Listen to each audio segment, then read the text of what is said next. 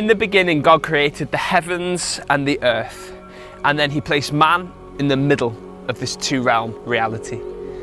Then what transpired between man and God in the garden? God took man and placed them in the world, but this time he said it's going to be painful and it's going to be hard work to do what I've asked you to do. But he didn't do this as a punishment for man. He didn't do this because they'd necessarily done something wrong and he couldn't stand to be with them. God did this because if man had stayed in this reality of this two-realm existence, then what they'd done in the garden would become irreversible.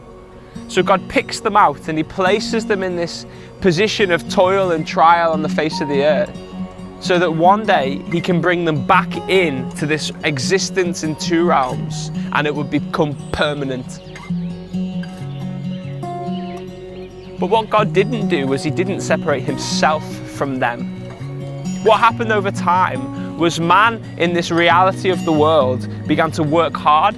He began to build things. He began to build towers. And then God saw this tower and that they were building for themselves monuments on the earth, that they were trying to recreate this reality of this supernatural existence.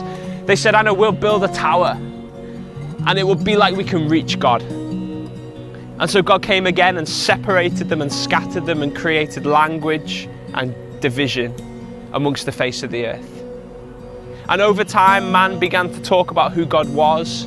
They began to act on his behalf and say things, and they were misrepresenting God. They were saying things and doing things that weren't in line with the heart of the Father toward his children. But God was seemingly far off, seemingly distant, and they were just left in this painful, difficult land.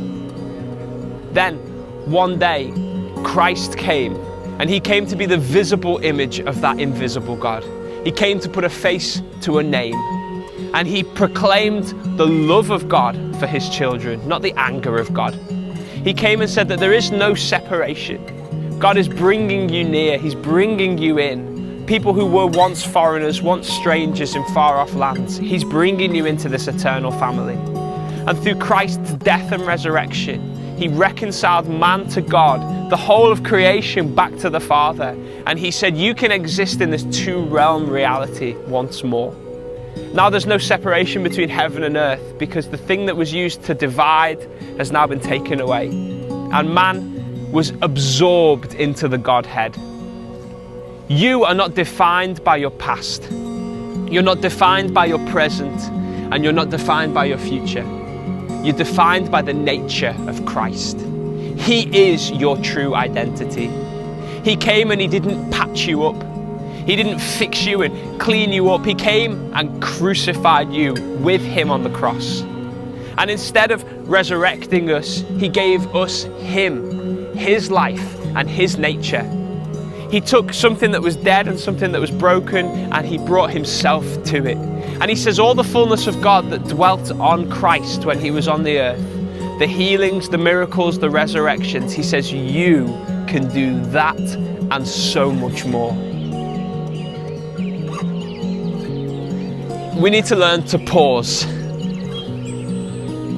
to connect to this God whose heart is for you, to tap into the streams of living water that are inside of you, and to realize that your identity, your destiny as a child of God is to have a front row seat in the restoration of the nations, to be used by the God that created the world to reshape realities, to stand in between the seen and the unseen and rule and judge as a king, a priest, and a son of God. All of creation is waiting for you to be revealed.